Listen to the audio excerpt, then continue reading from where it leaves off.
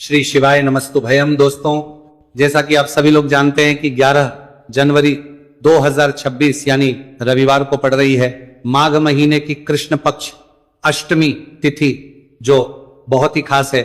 और दोस्तों, ये वो तिथि है जो कि माघ महीने में रविवार को पड़ रही है। दोस्तों, इसी दिन सूर्य देव को जल देते समय बोल देना इन 3 शब्दों को, फूटी किस्मत भी चमक जाएगा, खुल जाएंगे बंद किस्मत के दरवाजे, धन दौलत की कभी कमी नहीं होगी, हर इच्छा मनोकामना होगी पूरी। भक्तों, आज का वीडियो आपकी किस्मत को इतनी तेजी से बदल सकता है कि आप खुद हैरान रह जाएंगे। इसलिए भक्तों, आज के इन प्रवचनों को शुरू से लेकर अंत तक जरूर देखें। कहते हैं भगवान सूर्य देव को जल चढ़ाने का एक ऐसा रहस्य है जिसे अगर किसी ने जान लिया और सही भावना से कर लिया तो उसकी हर मनोकामना पूरी हो जाती है। लेकिन सबसे बड़ा रहस्य यह है कि जल चढ़ाते समय सिर्फ हाथ नहीं उठते, भाग्य उठता है। सिर्फ तांबे के लोटे से जल नहीं बहता, आपकी जिंदगी की सारी रुकावटें बहने लगती हैं। साथियों, जब आप सुबह सुबह पूर्व दिशा की ओर मुंह करके सूर्य देव को जल अर्पित करते हैं तो उस समय आपका मन,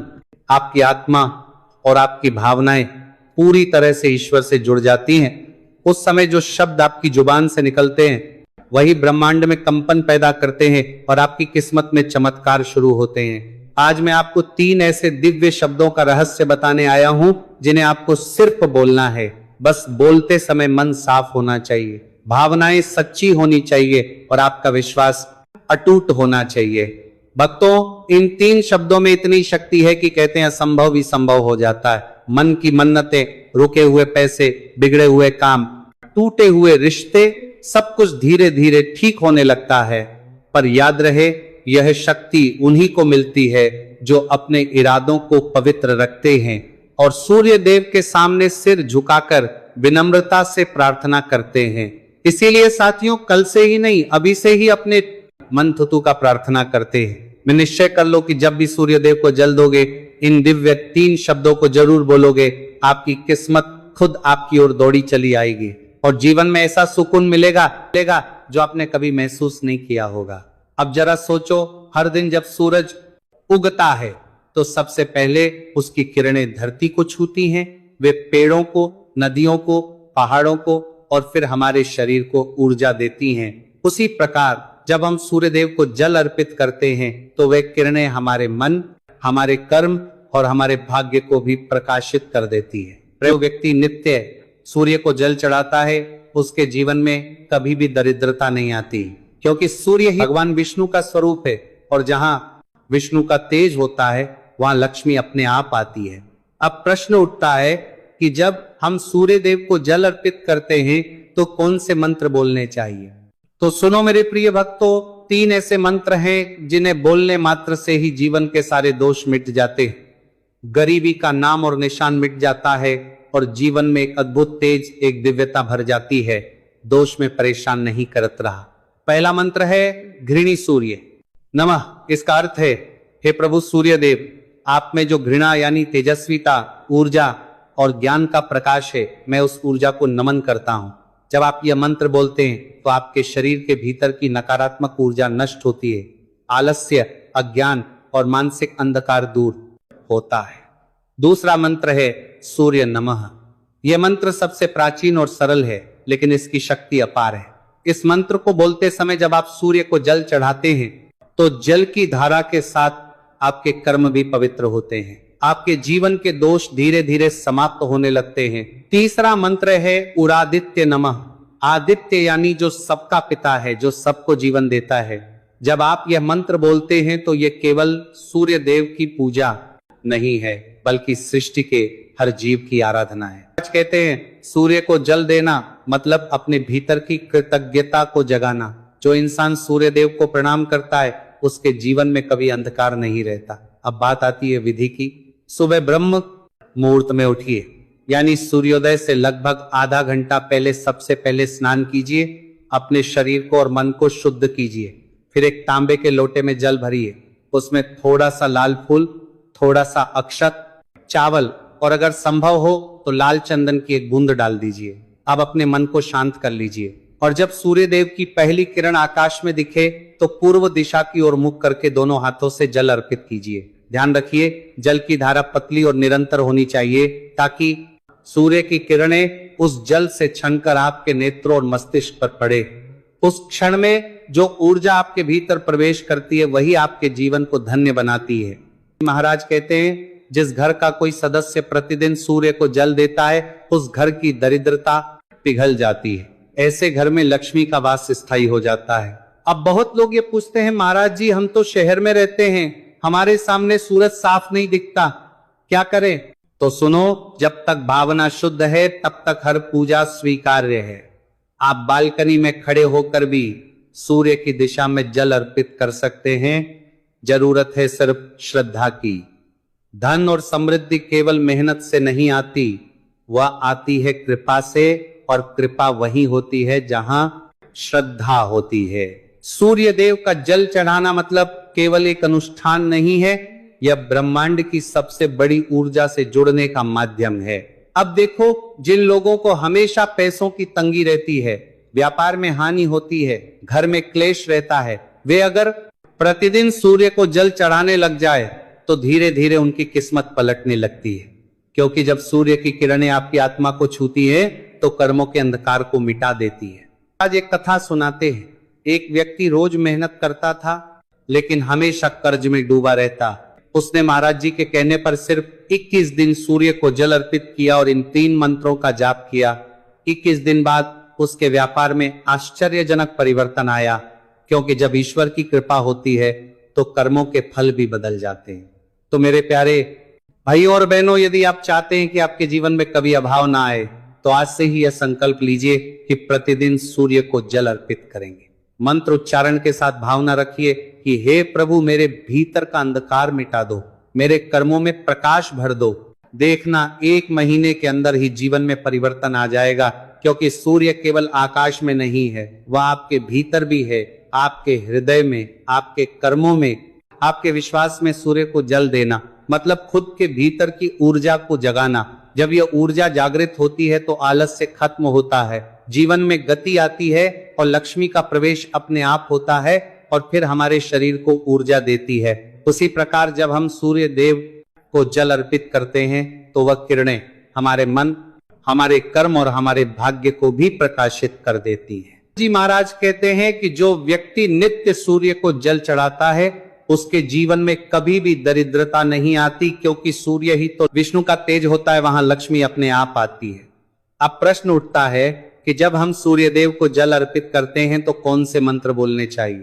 तो सुनो मेरे प्रिय भक्तों, 3 ऐसे मंत्र हैं जिन्हें बोलने मात्र से ही जीवन के सारे दोष मिट जाते हैं, गरीबी का नामो निशान मिट जाता है और जीवन में एक अद्भुत तेज, एक दिव्यता भर जाती है। दोष में परेशान नहीं करता रहा। पहला मंत्र है घृणी सूर्य नमः। इसका अर्थ है, हे प्रभु सूर्य देव, आप में जो घृणा यानी तेजस्वीता, ऊर्जा और ज्ञान का प्रकाश है, मैं उस ऊर्जा को नमन करता हूं। जब आप यह मंत्र बोलते हैं तो आपके शरीर के भीतर की नकारात्मक ऊर्जा नष्ट होती है, आलस्य, अज्ञान और मानसिक अंधकार दूर होता है। दूसरा मंत्र है ओम सूर्य देवाय नमः। यह मंत्र सबसे प्राचीन और सरल है, लेकिन इसकी शक्ति अपार है। इस मंत्र को बोलते समय जब आप सूर्य को जल चढ़ाते हैं तो जल की धारा के साथ आपके कर्म भी पवित्र होते हैं। आपके जीवन के दोष धीरे धीरे समाप्त होने लगते हैं। तीसरा मंत्र है पुरादित्य नमः। आदित्य यानी जो सबका पिता है, जो सबको जीवन देता है। जब आप ये मंत्र बोलते हैं तो यह केवल सूर्य देव की पूजा नहीं है, बल्कि सृष्टि के हर जीव की आराधना है। कई लोगों के मन में यह सवाल भी होता है कि झाड़ू घर की बहू लगाए या काम वाली भाई। इसका जवाब भी हम आपको देंगे, क्योंकि झाड़ू सिर्फ सफाई का सामान नहीं है, बल्कि इसे शास्त्रों में माता लक्ष्मी का प्रतीक माना गया है। झाड़ू अगर सही तरीके से इस्तेमाल की जाए तो यह इंसान को मालामाल बना सकती है, लेकिन अगर झाड़ू से जुड़ी कुछ गलतियां कर दी जाए तो वही इंसान कंगाल भी हो सकता है। हमारे शास्त्रों में झाड़ू से जुड़े कई शगुन और अपशगुन बताए गए हैं। झाड़ू को लेकर कुछ काम बिल्कुल नहीं करने चाहिए, वरना जीवन में परेशानियां आने लगती हैं। झाड़ू को सही दिशा में और सही ढंग से रखना बहुत जरूरी है, वरना यह माता लक्ष्मी की बहन लक्ष्मी को आकर्षित करती है, जो कि दरिद्रता और संकटों की प्रतीक मानी जाती है। अगर आपके जीवन में बार बार समस्याएं आ रही एक परेशानी जाती नहीं और दूसरी खड़ी हो जाती है। तो हो सकता है इसके पीछे आपके घर में राखी हुई झाड़ू की स्थिति भी एक कारण। अगर जीवन में सब कुछ सामान्य चल रहा है तो ठीक है, लेकिन अगर बार बार उथल पुथल हो रही है तो आपको एक बार झाड़ू से जुड़ी इन बातों पर ध्यान देना ही चाहिए। झाड़ू से जुड़ी ये सारी बातें आपके जीवन की दिशा बदल सकती हैं अगर आप उन्हें समझे और अपनाएं। तो चलिए जानते हैं कि झाड़ू का सही इस्तेमाल कैसे करें ताकि आपके जीवन में सुख, शांति और समृद्धि बनी रहे। जब आपके जीवन में एक परेशानी खत्म नहीं होती कि तभी दूसरी शुरू हो जाती है और घर में धन का लगातार नाश होता जा रहा होता है, आमदनी कम और खर्चे ज्यादा होते हैं, तो समझ लीजिए कि कहीं ना कहीं कुछ चीजें हमारे जीवन में ठीक नहीं चल रही। ऐसे हालात में हमें कुछ बातों का ध्यान रखना बहुत जरूरी हो जाता है। कई बार हम खुद ही अपने घर में नेगेटिव एनर्जी को बढ़ावा दे रहे होते हैं और हमें इसका पता भी नहीं चलता। इनमें से एक अहम चीज है झाड़ू। जी हाँ, झाड़ू जो दिखने में तो एक आम चीज लगती है, लेकिन इसका असर हमारे जीवन और घर की ऊर्जा पर बहुत गहरा होता है। झाड़ू अगर सही समय पर और सही तरीके से इस्तेमाल की जाए तो ये घर में पॉजिटिव एनर्जी ला सकती है, लेकिन अगर इसका गलत समय पर या लापरवाही से उपयोग किया जाए तो गरीबी और दरिद्रता को आने में देर नहीं लगती। आज के समय में ज्यादातर लोग मॉडर्न लाइफ स्टाइल जी रहे हैं, नौकरियां हैं, समय की कमी है और इसी भाग दौड़ में अक्सर लोग ध्यान नहीं दे पाते कि घर में क्या हो रहा है। लेकिन सच तो यह है कि जब से ये दुनिया बनी है तब से लेकर आज तक ऐसा कोई घर नहीं रहा जहां झाड़ू का इस्तेमाल ना हुआ हो। फर्क सिर्फ इतना है कि कुछ लोग इसे सही तरीके से इस्तेमाल करते हैं और कुछ गलत, और इसी से तय होता है कि घर में सुख आएगा या दुख। बहुत से लोग झाड़ू करते हैं को सही जगह नहीं रखते, उसे कहीं भी टिका देते हैं, उल्टा सीधा समय देखकर झाड़ू लगा देते हैं, जिससे घर में नेगेटिविटी फैलती है। हम आपको यही सुझाव देंगे कि अगर सुबह झाड़ू लगाना आपके लिए मुश्किल है तो कम से कम शाम को झाड़ू जरूर लगाएं। घर में गंदगी जमा ना होने दें और अगर आपने कचरा इकट्ठा कर लिया है तो उसे शाम के बाद घर से बाहर ना फेंके, क्योंकि यह भी अशुभ माना जाता है। अब बात आती है झाड़ू खरीदने की। आपको यह भी जानना जरूरी है कि झाड़ू किस पक्ष में और किस दिन खरीदनी चाहिए। कुछ दिन ऐसे होते हैं जब झाड़ू खरीदना अशुभ माना गया है। इन बातों को ध्यान में रखकर अगर आप झाड़ू का इस्तेमाल करते हैं तो यकीन मानिए आपके घर की परेशानियां धीरे धीरे कम होने लगेंगी और सुख समृद्धि के द्वार खुलने लगेंगे। कौन से दिन आपको झाड़ू को खराब होने के बाद अपने घर से बाहर फेंकना है और कौन से दिन आपको नई झाड़ू का प्रयोग करना है, सबसे पहले हम आपको बताते हैं। नई झाड़ू निकालने के लिए घर में सबसे शुभ दिन होता है शनिवार का दिन। आप झाड़ू जब भी खरीद कर लाए तो उस झाड़ू का उपयोग सबसे पहले आपको शनिवार के दिन करना है। आपने उसको जब भी खरीदना हो उसमें कोई दिक्कत नहीं है, लेकिन आपको उसको खरीदना है तो आपके कुछ बातों को ध्यान रखना है।